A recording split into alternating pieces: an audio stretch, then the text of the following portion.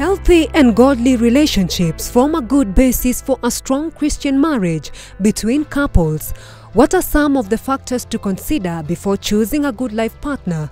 How and when is the right time to start a healthy relationship? Stay tuned as we learn more on how to start and get your relationship right on today's episode of the Marriage Classroom. Yes, welcome again to our class this day. I believe that we've been learning, and I'm so glad that we are again here to learn from our teachers. And I believe today we are going to have many things to learn. So be ready, my viewers or our viewers out there. We believe that you're also part of the class. Join in, get your pen and paper, because we are going to learn today. Otherwise, the Lord has given us a blessed day, each one of us to be here. Aren't we glad that we are here?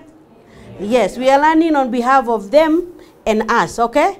So even when we ask questions, let us ask questions on behalf of ourselves and those that sent us, okay?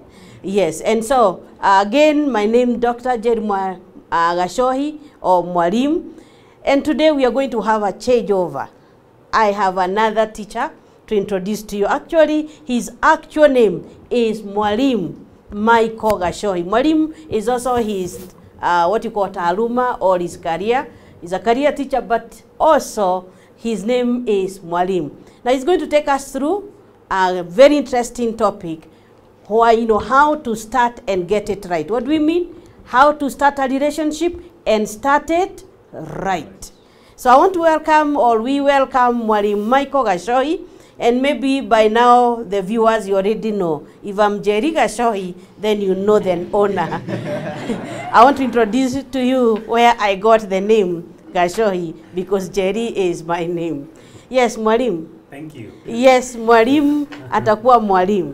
So I want to give him the opportunity to teach us today, and we are going to learn together. Kindly just open yourself to learn and ask the questions. Thank you. Yeah, good day, everyone. Good day. I want to thank God for this opportunity to be together with you.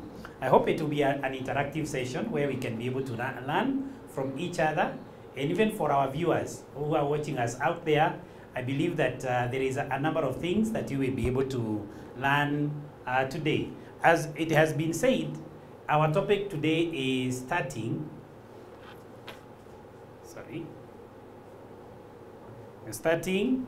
and getting it right. One of the persons who have appeared actually on this program before, especially on the discussions, is called Aston Muchela. And he keeps on saying something that I like, that things don't go wrong, they start wrong. So if something starts the wrong way, right from the beginning, things are bound to happen in the course of time, and those things are the ones which now manifest that this thing did not start right. There was something that did not go out right there. And therefore, we want to talk about how do you start this relationship that leads to marriage, and you start it right. Now, amongst other things, we are going to look at a number of things, and I believe that, as we said, it's going to be interactive. Number one, you'd want to say that for you to start it right, for you to get it right, be prepared. You need to be prepared. What do we mean by be prepared? Being prepared means that, number one, you are physically, emotionally, economically, and even spiritually prepared. What we mean by physically be prepared, the scriptures, we are talking about this based from the scripture. The scripture says very clearly, for this reason, a man, not a boy. So if you are looking for a boyfriend or girlfriend, now you start wondering, is this fellow really prepared? So we are saying a man. That means therefore a mature male. When we are talking about a man, there must be a process of maturation. And that is why those of us who are teachers, and we get somebody because he's starting adolescence somewhere around the age of 15, talking about a certain boyfriend or girlfriend, and thinking that this one here would be the one that will eventually marry. My friend, you'll end up let me give an example of somebody. Okay, man told us that when he was in class 8, I found somebody, actually we had actually talked with him, and we said, one of these days as you continue, for the parents now preparing somebody, one of these days as you continue in life, you'll see this girl, and once you see her, you start feeling probably your heart beating faster. Dudum. Or alternatively, your knees start having some fellowship. And you are wondering, if that happens, come and tell us. Come and tell us. And you find this guy now reaches class 8 and comes and says, Mom, it happened. It happened. What? I saw that girl, and this is what happened. But what I'm trying to say here is that is the beginning. It is simply the beginning. When you're in Form 1, and probably some of you when you're in Form 1, Form 2, you felt those things and you saw a girl and you felt, now, it's like life has to stop, because of that particular person. But the fact remains, even though you are having the feelings of attraction, you are not physically prepared. You are not emotionally prepared. You are a total dependent upon your parents. That means, therefore, that you are not economically prepared. And most likely, you have not even prayed about it. So we are talking about you need the process of maturation.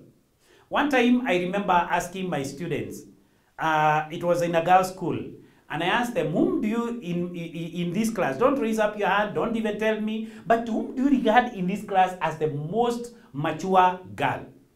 And then I asked them, is there somebody who is coming into your mind? And they said, yes. Then I asked them, does she behave like your mother? And then the girls burst out laughing. I asked them, why are you laughing? Because obviously, they don't behave the same. Why? Because your mother is emotionally mature, is physically, is even economically and probably spiritually also prepared for this. So we are saying there is need for being prepared. You need to have the process of maturation. You need to be emotionally prepared. You are ready for it psychologically. You are ready now, you're feeling this is the time that now I started looking for somebody whom I want to settle with. It is not simply a matter of having fun. It is not, this is my boyfriend, we are going out, this is my girlfriend, we are simply going out. It is somebody who, in your mind and in your heart, I am now looking for somebody to settle with. That is being emotionally prepared. Being economically prepared means that you also are a person who is not dependent on your parents. You cannot start planning to get married when you are still in Form 3. Even for our viewers who are feeling this, you are totally dependent. I actually even say, when you are in first year, these days, those of you who are taking several years in college, you are in first year and you have started hooking yourself to somebody, most probably that relationship may not last. And because we have been there, seen a number of things, we have found, especially these college students, somebody comes and in first year they are hooked to somebody. By the time that they are in that year, they are no longer together. Why? Because there is some aspects of maturation that have not taken place. We are also saying that you need to be spiritually prepared.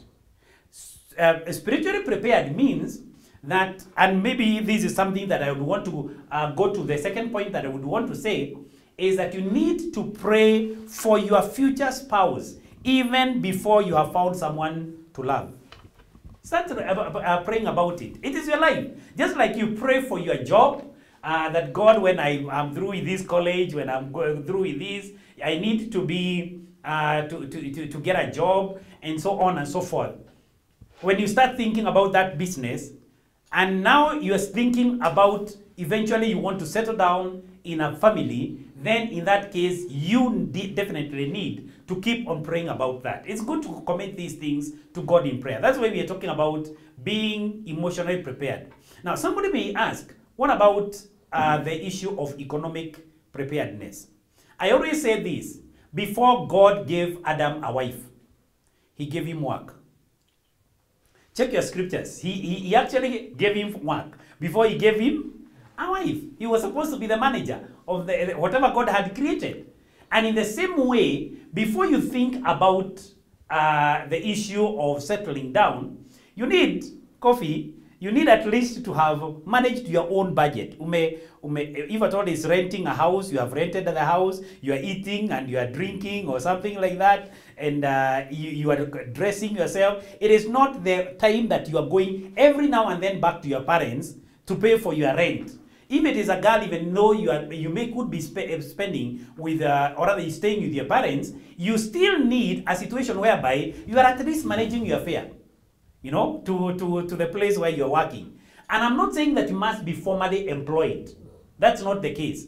We are saying, ata ikiwa ni kibarua, you know, that you're going to, some casual jobs, but you are managing some budget because that will be required. You know, it's good to have love as you get into marriage.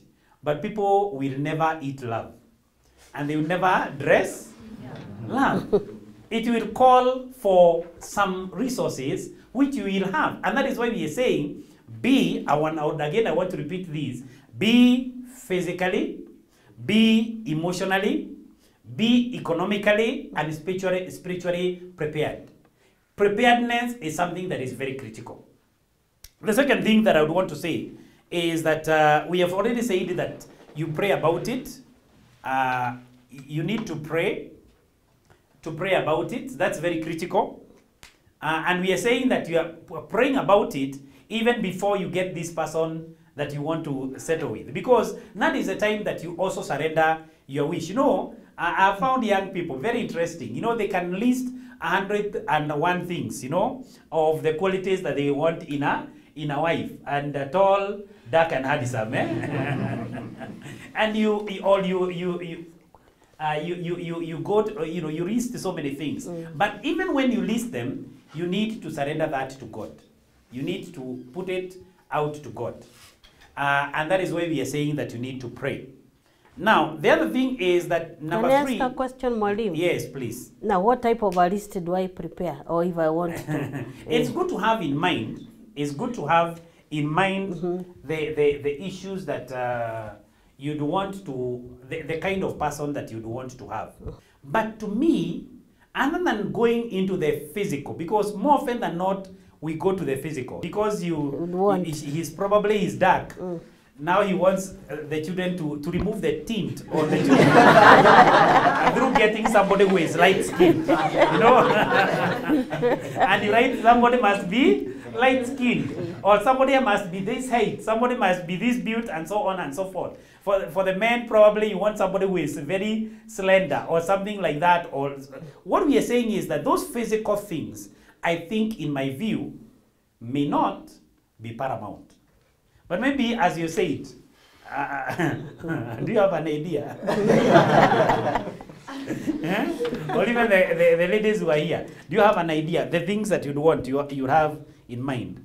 Yeah, the physical appearance matters. I can't date someone who looks like someone who I can't present to my parents and my friends. What do you mean you can't present to your parents? You know, as you prepare to date or to start a relationship, you need to be proud of your somebody, you know. You need to prepare a list. That list is important according to me. Yeah? Yeah, because you maybe, this person has these other qualifications, but looks like hell. I just can't, for me. Okay. Yeah. Anybody else would want to say something concerning that? Yes, please.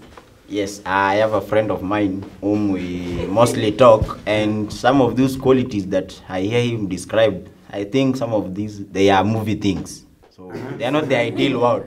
So how can I help that friend of mine? Yes. Thank you. The only thing that I want to say here is this, that many times you find people, especially in their early 20s, having a very long list, you know, having a very long list, especially the ladies. Having a very long list, you know, this and that and that and that and that. One of the things that I always wonder is, because most likely you get married to somebody more or less in your age bracket, there is one of them that I have always wondered about.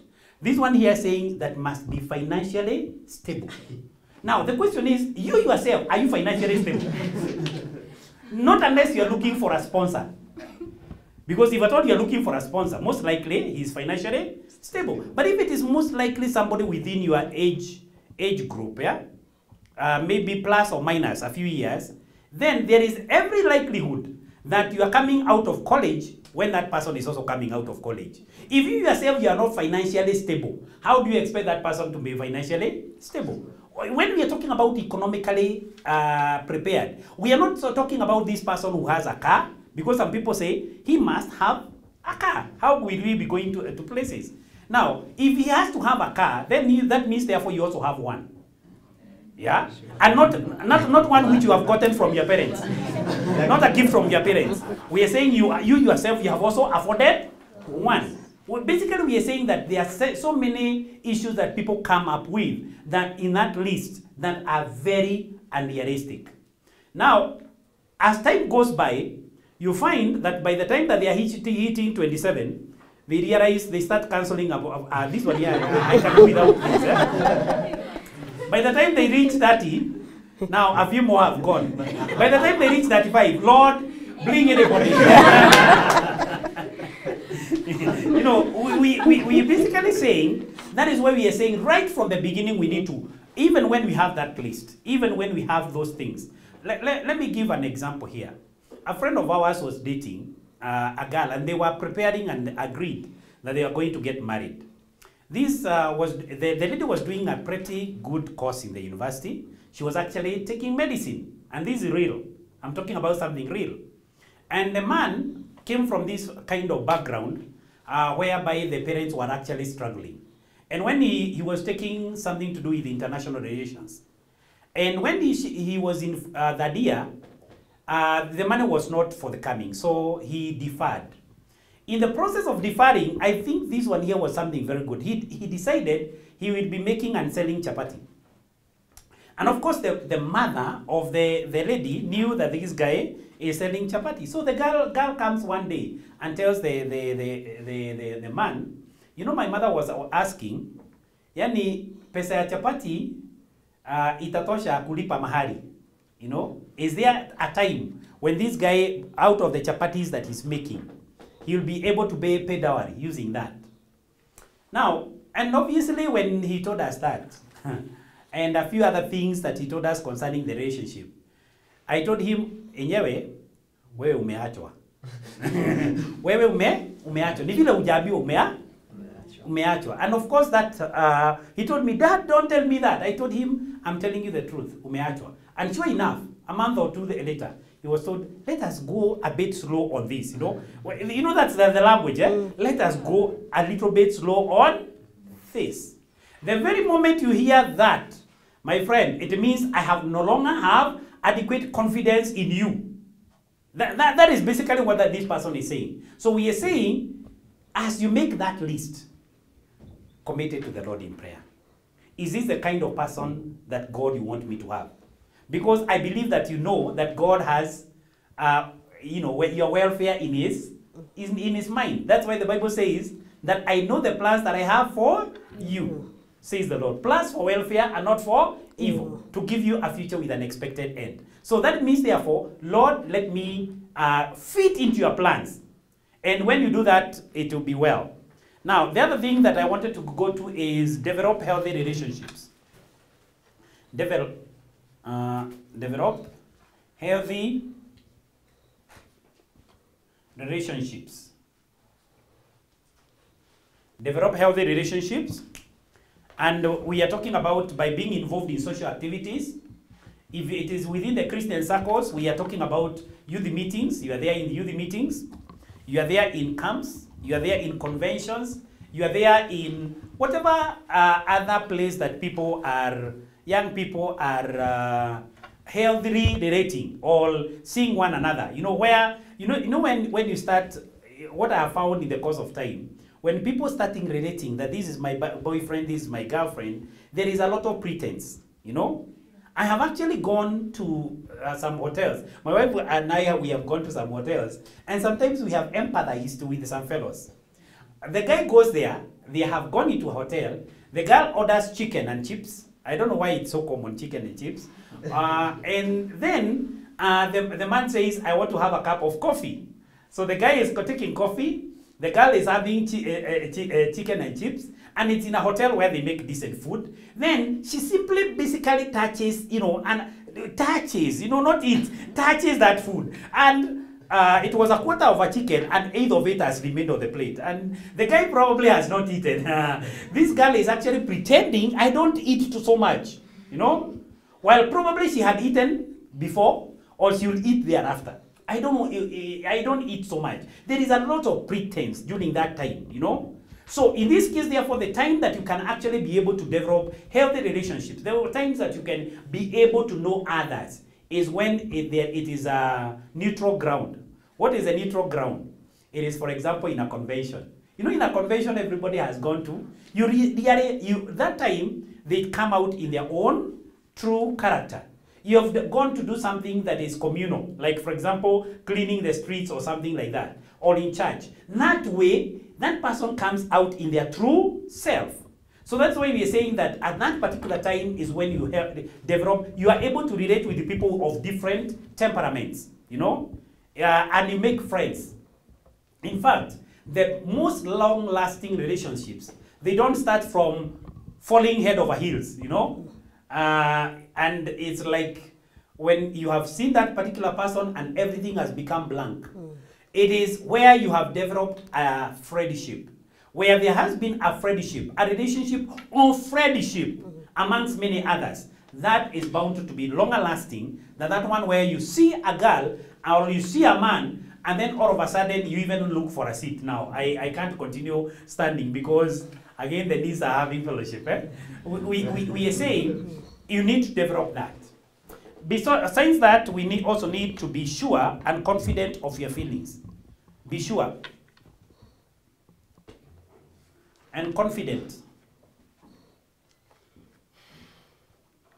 of your feelings.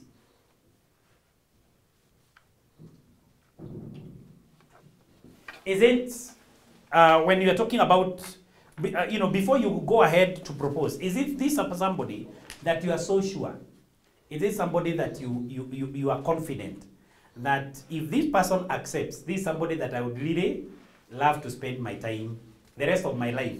It is the rest of my life.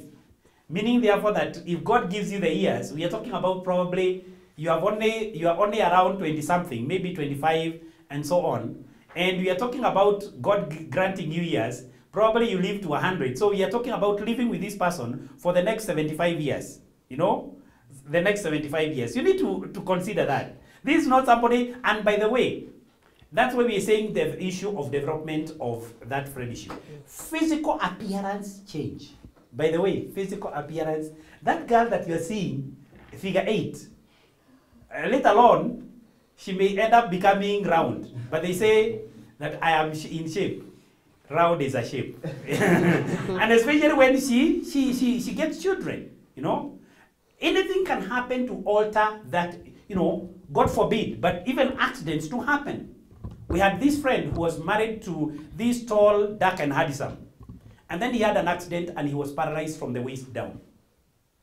Well, that means, therefore, he no longer be able to see the height. So physical appearances do change.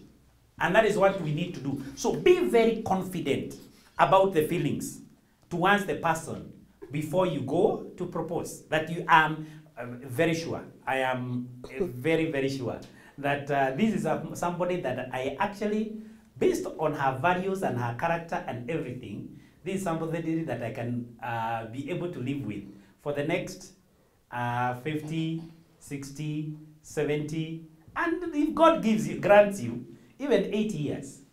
This is somebody that I'm ready and willing to do that. Be very, very confident about that. You want to say something? Yes, I want to ask a question. Yeah. Now, you seem to be saying it is on one side, the girl. Okay, it's like you're preparing the man for the proposal. It can't come on the other side. No, I say this person, or you got the person to be girl. There seems to be a line of thought that it's like it's on one. Okay, there's this guy. It must be a man shall leave his. Okay, what I'm saying is there is what people think is the traditional or the way that should be. Who should propose? Now, you will tell us in your whatever who should propose. But basically, we are saying is this, that traditionally, actually, Maybe from them, they can they tell us what do they think would be the most, I mean, when you talk about proposals, which side should it come from? Steve, if a girl came to you and say, this is what I have, you know, I'm feeling concerning you, how would you take that? I really think that to some extent, I really appreciate the kind of confidence that the girl has, because it is not easy. And then from there, it will depend whether I myself saw her as a potential in the first thing. Yeah, so that's my opinion. Okay, yes? Personally, I'll also appreciate the efforts that she have.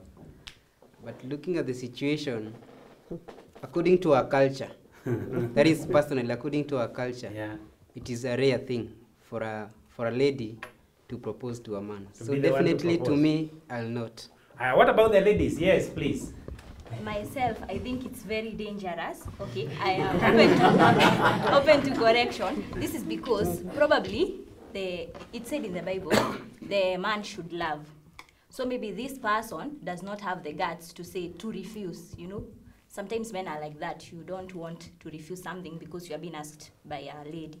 So I feel it's dangerous because this person will not say no in a way. So you'll be like, you are forcing.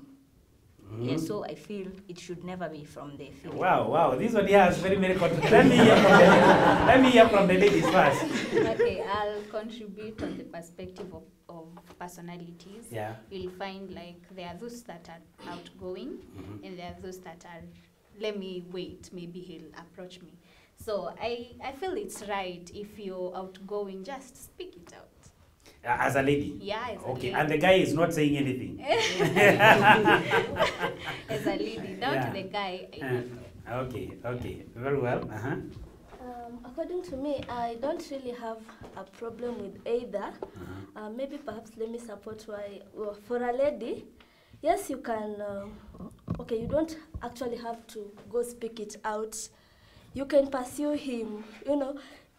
Just do things. If he's going for camps, go for camps. Sit near him, you know. That's very interesting. Yeah. If he's in the choir, join the choir, at least. So you're joining the choir is not to sing. Okay, yeah, you can as well join to serve God, but don't speak it out. Show him that you're interested. So if he is interested, let him do the talk. Yeah, so that he doesn't say ni wewe ulinitafuta, you know. Very interesting, very interesting. You had something. Yeah, I had something. So as a man, I will handle this in two ways. I think first one, maybe I was relating with a girl. And maybe she saw like, I'm afraid I'm taking too long, maybe to suggest a relationship. So maybe, because I had something for her, maybe I'm taking too long, and something is building up. When she approaches me, I may think otherwise. But if someone comes from nowhere, we were never friends, you know, as a man, I can't agree. You will run. Yeah, I run. As a man, I run, yeah. Now, I think there is something that is very important that he said. That I think in the African context, the African man is very, especially is very, the society is very paternalistic. It is so much focused on the man. And again, the man is supposed to be the head of this family. A head who never makes such a critical, important decision. So I would think that going her way is give a nudge, you know, nudge. Something that will make him, or you can even ask something, not necessarily proposing. You have been relating for some time. This guy has been taking you out for coffee until you are almost finishing all the coffee in town. And he's never saying anything. You know, he's never saying anything. That time you need to ask a question. Now, we have been taking coffee for quite some time, and I know we are friends. Is this leading to something? You know, that is giving a nudge, isn't it? It's not necessarily directly proposing, but it gives the nudge. Is there something that you'd want to say concerning this? You know, giving that nudge may be better than going ahead and saying, will you marry me? Yeah, so maybe you can continue. Very interesting thoughts, yeah? What about, you have gone with that, like ladies suggesting with action, not maybe talking. What about if they come to us and then they suggest, how should we take it? Like actions like which one? Like that one she said about joining choir because intentionally she's coming for you. Maybe joining praise and worship because she wants you. But in that praise and worship, in that choir, in that camp, in that everything that you have, there are several other men also, isn't it? And then there are several other men. Yeah. Even if you have been sitting next to him, you have also maybe he also has friends and you know, men also. So these are man and these are man, and then you come and sit here. Then there is every likelihood that he may think you could be interested in the other man, isn't it? So we are saying that this one here, I think we need to be very authentic. We need to be very clear about. I think it is good to give, excuse me, a nudge where you know that this is something that is directly communicating, other than indirectly. You know, if you don't have the courage, probably these days, you are born at the right time, yeah, where there is technology. You can ask that question probably in a chat. No, or something like that. Basically, we are saying that, but I think we are agreeing, kind of, that instead of the lady going directly and proposing, let her give the nudge, you know, but the indirect non-verbal may never be, you know, even subtle hints do not work. Yeah, even subtle hints may never work. Just say it and ask, where is this leading to? Number five, thank you for the very healthy discussion. Decide to and plan to propose. This is decide and plan to propose. Decide and plan to propose. This is very critical. Don't go, this is what we are saying. Don't keep on going for endless coffee dates. Endless coffee dates. This guy is taking you, or this, the two of you have been going out for coffee every now and then. You are being known in town. In fact, people are waiting for the big announcement, but none is for the coming. We are saying you need to decide. These outings have to have some direction. They have to have some goal, some objective. We are saying that the dinners, without a clear agenda, you know, you're going for the dinners, but without a clear agenda. You're simply going to enjoy a meal. Somebody said, and probably you have heard this said, that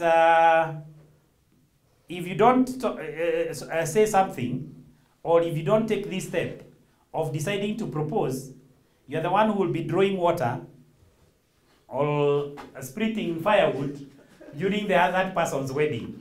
And in fact, you might be the transport manager during a wedding. You know, you've just been taking the girl to dates and you're not saying anything. You know, it's like it is not whatever. In fact, it comes like a platonic kind of friendship. It's just a friend, you know.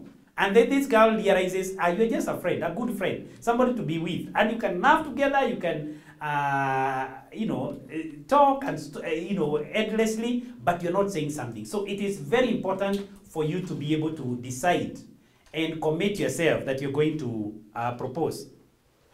When you decide that you're going to propose, then number 6, decide when. Decide when to propose. That is very critical also.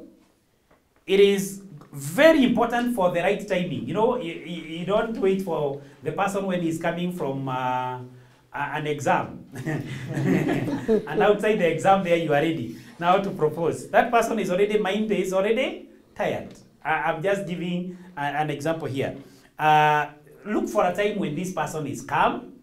And we have said, because we have already agreed, probably it is the man doing this. Look for a time when she is calm, when she has rested, when she is happy, when she is, she feels ready. The aura around the time that you're proposing should be right. That's what we mean, that you select a time when you can be able to do this. And maybe they can give us some of these times, which are the best time when somebody can. Yes. What do you think? Very good question. Yes. When do you think Timing, can be timing. good timing? Good timing. Like which occasion? Yes? Maybe birthday. Yes, when she's having her birthday. That's a good one. I have also seen during a friend's wedding. During a friend's wedding. Wow. Because your mind is thinking about weddings. Young people can really be creative. Another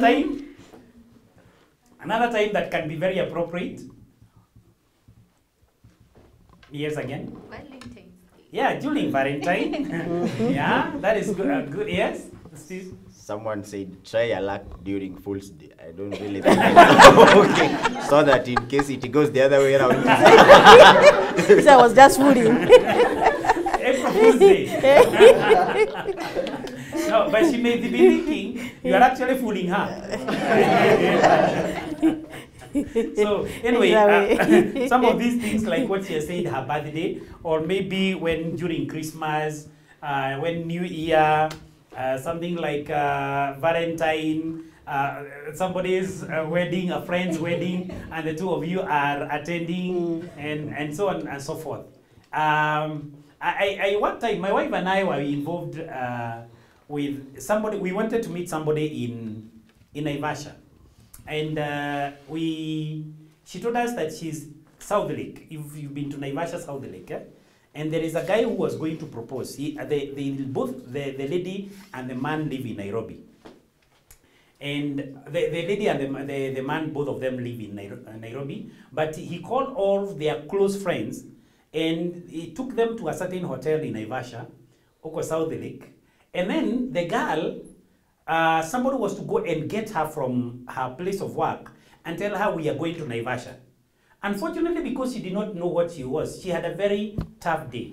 And she said, today I am not really feeling like going. But this girlfriend actually really insisted, says, so I have to go, first of all, back to the house and prepare myself. She was living in Buruburu. So as they go back to the house, prepares herself, and by the time that she was being expected, which was around 6 thereabout, by around 9 p.m., they were still in Nairobi, and everybody is waiting for her to come. So that the guy, and the place had been very well arranged by the hotel, even candles all along the path and so on. See those candles before she travels from Nairobi to Naivasha. Anyway, basically what we are saying is that we need to actually look for a time when it is possible, and that's basically what we are saying.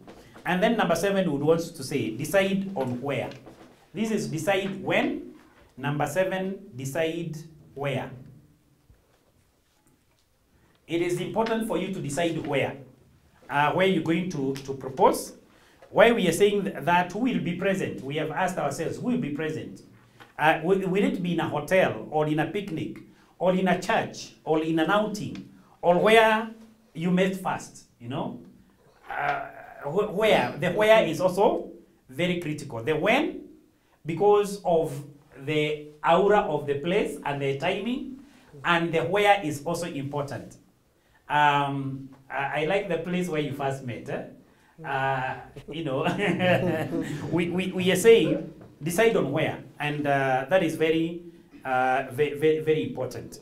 And we'd also want to say that prepare yourself on what to say. Prepare what to say.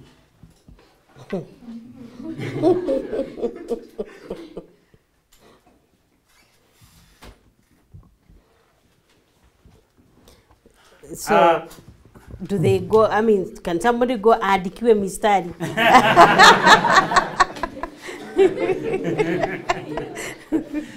Steve is nodding his head.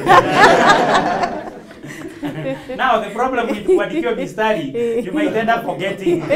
What do Ama they utaenda mean? kusoma speech. Now, lady, because they are not gentlemen, lady, and you're reading your speech.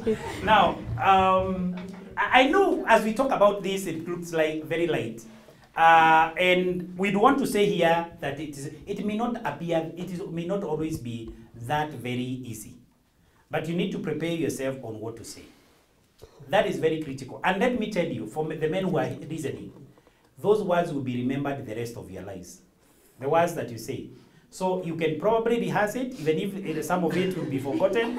But prepare yourself. You know, sometimes Christians, we have been accused, especially Christian men, we have been accused to be non-romantic. You know, I think it is good for you to prepare yourself on what you're going to say. Probably my wife could have said on whatever. Let me just very quickly, first of all, go through the other three, and then I'll give you some little time for reaction. Now, if the budget allows, number 9, if the budget allows, you may need to buy her something for a remembrance, if the budget allows. And I'm saying it's not mandatory. But if you can be able to buy her a ring, not very necessarily very expensive, or a necklace or something to signify that there is a start for that relationship. I have known people who are even going to a marriage, but they don't have the engagement ring. But I have seen others having the engagement ring, and people start asking about it. We are basically saying if the budget, and this one here is conditional, if the budget allows. And of course, on the day that you are proposing, you need to be neat and well dressed. You know, you need to prepare yourself even physically. The way you look. We are not saying necessarily you must be in a suit and a tie, but we are saying you need to be neat, you know, because you have also prepared yourself psychologically. Then propose and wait for the outcome. Please note that proposing even to this friend does not necessarily mean that you will be automatically be accepted.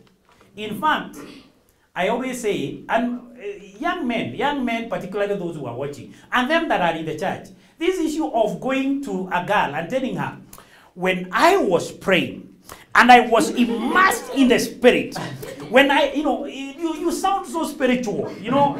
Nobody, we are not saying that this is not spiritual, because to somebody spiritual, everything is spiritual. But why don't you simply express what is in your heart? You know, express what is in your heart and in your mind. Forget about bringing the Lord into it at that particular time. You know, the Lord has told me. And for the ladies, even if the guy was to come to you and tell you, the Lord has told me, God has no favorite children. So tell him, please wait for the same Lord to speak to me. Because if he speaks to me, because he has already spoken to you, I will accept. Don't be threatened by super spiritual sounding phrases. What we need to do is we need to be prepared and do the right thing. We have a very short time, but maybe you can say something you wanted to say. I wanted to ask a question that's a bit confusing. We're talking about proposing and starting a relationship. And to my understanding, proposing is where you ask someone, will you marry me? Mm-hmm. I don't really know whether I'm right. And also, with young people, we actually don't get that, will you marry me? Somebody approaches you with, can we start a relationship? So I'm a bit confused. How times have changed. I'm sure that will be our next topic. It will be in our next topic, the one whether it is dating or courtship. Right. Yeah? Because I've said how times have changed. Because for us, and I believe this is the Christian way to go about it, you are starting a relationship to do what? You know, basically, when we are saying, can we be in a relationship? To do what?